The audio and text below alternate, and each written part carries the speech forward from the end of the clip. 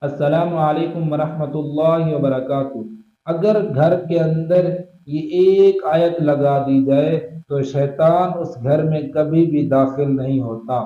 تصور کریں آپ کے گھر کا ہر کمرہ نور سے بھرا ہوا ہو اور ایک چھوٹی سی آیت کی برکت کی وجہ سے شیطان اس گھر میں داخل نہ ہو۔ کیا یہ ممکن ہے؟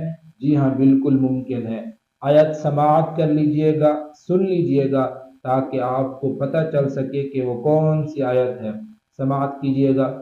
اعوذ باللہ من الشیطان الرجیم، بسم اللہ الرحمن الرحیم۔ وَلَا تَدْخُلُوا بُيُوتًا غَيْرَ بُيُوتِكُمْ إِلَّا أَن تُسَلَّمُوا عَلَىٰ أَهْلِهَا۔ دوبارہ سن لیجئے گا۔ وَلَا تَدْخُلُوا بُيُوتًا غَيْرَ بُيُوتِكُمْ إِلَّا أَن تُسَلَّمُوا عَلَىٰ أَهْلِهَا۔ سورۃ النساء ہے، آیت نمبر 27۔